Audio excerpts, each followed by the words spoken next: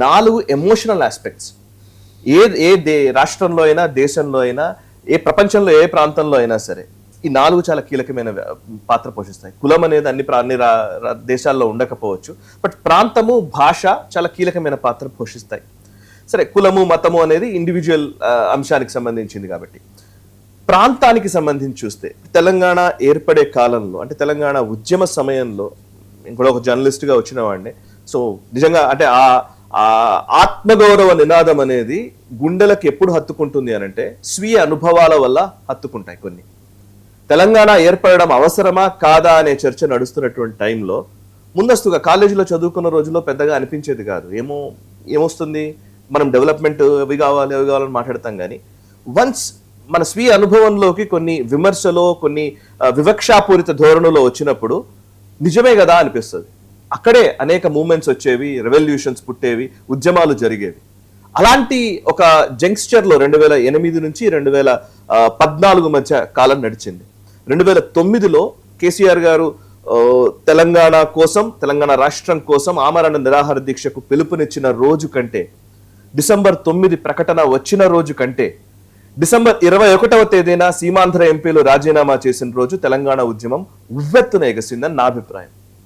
ఎందుకంటే అప్పటిదాకా వచ్చింది వేరు, తెలంగాణ ఇస్తున్నామని ప్రకటన చేయడం వేరు, ఇస్తున్న దాన్ని ఎవరో అడ్డుకుంటున్నారో అన్నప్పుడు వచ్చే ఎమోషన్ వేరు. ఖచ్చితంగా అక్కడి నుంచి తెలంగాణ ఆకాంక్ష ఇంకా తారాస్థాయికి చేరుకుంది. మీరు ఇండివిజువల్ గా అందరూ స్వచ్ఛందంగా రోడ్ల మీదకి వచ్చారు, స్వచ్ఛందంగా వంట వార్పుల్లో పాల్గొన్నారు.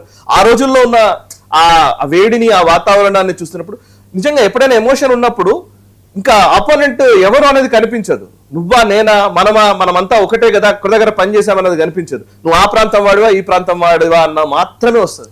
అలాంటి ఒక విద్వేషాలు అనే కంటే కూడా ఒక ఎమోషనల్ వాతావరణం నుంచి బయటపడి 2014లో తెలంగాణ రాష్ట్రం ఏర్పడిన తర్వాత మంచో చెడో కేసీఆర్ గారు ఒక మంచి నినాదమే తీసుకున్నారు. ఆయన నిజంగా అప్రిషియేట్ చేయాలి. ఎప్పుడు కూడా ఎమోషనల్ థింగ్స్ ఎప్పుడు కూడా ఒక స్టేజ్కి వెళ్ళిపోయిన తర్వాత దాన్ని అట్లాగే కంటిన్యూ చేస్తే అది సొసైటీ క్షీణించడానికి ఉపయోగపడతాయి, కానీ సొసైటీ బాగుపడడానికి ఉపయోగపడవు. నిజంగా ఆంధ్ర తెలంగాణ జాగో భాగో నినాదాలు చేసినటువంటి కేసీఆర్ గారే సడన్ గా ఆయన షిఫ్ట్ చేసిన విధానము నిజంగా మంచి జరిగింది నా ఉద్దేశంలో. షిఫ్ట్ ఏం చేశారు ఆయన, ఆంధ్ర వాళ్ళ కాళ్లలో ముళ్ళు గుచ్చితే నేను పంటితో తీస్తానన్నాడు. అది స్టేట్మెంటే కావచ్చు కాక, బట్ ఏమవుతుందంటే ప్రజల మధ్య, అంటే రాష్ట్రాలుగా విడిపోతాం, ప్రజలుగా కలిసి ఉంటామనే ఒక భావనని బిల్డ్ చేయడంలో మళ్ళీ కేసీఆర్ బిల్డ్ చేశారు. అది ఒకవేళ బిల్డ్ చేయకపోయి ఉంటే రాజకీయ పరిణతి లోపించినటువంటి నాయకుడిగా నిలిచిపోయేవారు. రాజకీయ పరిణతిని ఆయన ప్రదర్శించారు.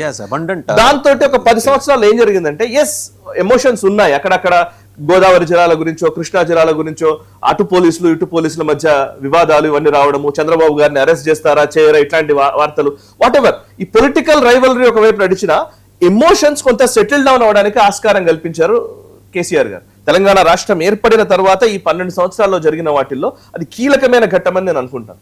అండ్ దానితో పాటు జరిగినటువంటి కీలకమైన అంశం ఏంటంటే, తెలంగాణ ఆకాంక్షల కోసం ఎవరైతే పనిచేశారో వాళ్ళని విస్మరించడం. ఆయన ఒకవైపు ఇది చేస్తారు, ఒక మెచ్యూరిటీ ప్రదర్శిస్తూనే, ఇంకొక వైపు ఏం చేశారంటే అసలు తెలంగాణ ఆకాంక్షల కోసం ఎవరైతే పనిచేశారో వాళ్ళందరినీ విస్మరించడం. దీంతో ఈ రెండిటి మధ్య కేసీఆర్ గారిని అధికార పీఠం నుంచి ప్రజలు పక్కకు జరిపారు, కాంగ్రెస్ కి అధికారం ఇచ్చారు. సో ఈ రోజు నాకు ఇప్పుడు ఎందుకు తెలంగాణ ఆవిర్భావ దినోత్సవం, ఇప్పటికి 12 సంవత్సరాల్లో మనం అనేక సందర్భాల్లో ఈ ఆవిర్భావ దినోత్సవాన్ని జరుపుకున్న టైంలో తెలంగాణ ప్రజలకి శుభాకాంక్షలు తెలుపుతున్నాము. ఎట్ ద సేమ్ టైం ఈ సందర్భంలో ఇప్పుడు మళ్ళీ ఆంధ్ర తెలంగాణ అనే వివాదాల్ని మళ్ళీ తీసుకొచ్చే ఒక ప్రయత్నం జరుగుతోంది. ఇది చాలా మంచి పరిణామం కాదనేది నా అభిప్రాయం. వై? బికాస్ ఇప్పుడు మనం చాలా మంది మాట్లాడుతున్నారు, ఇక్కడ ఏదో ల్యాండ్లు కొనుక్కోవడమో, లేకపోతే ఇల్లు కట్టుకోవడమో, లేకపోతే ఒకడు ఉండడమో ఉండకపోవడమో, ఇవన్నీ ఒక పెద్ద అంశంగా దీన్ని చూపించే ప్రయత్నం జరుగుతుంది తెలంగాణ ఉద్యమం పేరిట, విచ్ ఇస్ వెరీ ప్రాబ్లమెటిక్. ఎందుకంటే ఈ రోజు మనం ఒక గ్లోబలైజ్డ్ వరల్డ్ లో ఉన్నామండి. ప్రపంచం మొత్తం ఇరాన్ లో ఎక్కడో సంక్షోభం వస్తే, ఇరాన్ లో ఎక్కడో ఆయిల్ ఒక హార్ముజ్ జలసంధిని ఆపితే ప్రపంచం మొత్తం గగ్గోలు పెడుతోంది. ఈరోజు భారతదేశం విలవిల్లాడుతోంది, అవునా కదా, ఆయిల్ సంక్షోభంతో. సో ఇప్పుడు మన పక్క దేశం బాగుంటే పక్క రాష్ట్రం బాగుంటే ఉంటుంది, ప్రతి రాష్ట్రం బాగుంటేనే ఈ దేశం బాగుంటుంది. ఈ భావన చాలా ఇంపార్టెంట్. కశ్మీర్ అతలాకుతలం అవుతుంటే, కశ్మీర్ లో లా అండ్ ఆర్డర్ ఇష్యూ ఉంటే దేశం అంతా బాగుంటుందన్నా మనం. సో ఆ భావనని పక్కన పెట్టి ఇది నా ప్రాంతం, ఇది నీ ప్రాంతం కాదు, నువ్వు ఎక్కడి నుంచో వచ్చావు, ఈ మాటలు రాంగ్ అవుతాయి. నా దృష్టిలో అయితే కరెక్ట్. అది తెలంగాణ భావన కానే కాదు. తెలంగాణ భావన ఈవెన్ కాళోజీ గారు చెప్పింది కూడా అదే. ఈ ప్రాంతంలో వాడు తప్పు చేస్తే ఇక్కడే పాతి పెడతాం, ఆ ప్రాంతం పక్క ప్రాంతం వాడు వచ్చి చేస్తే వాడిని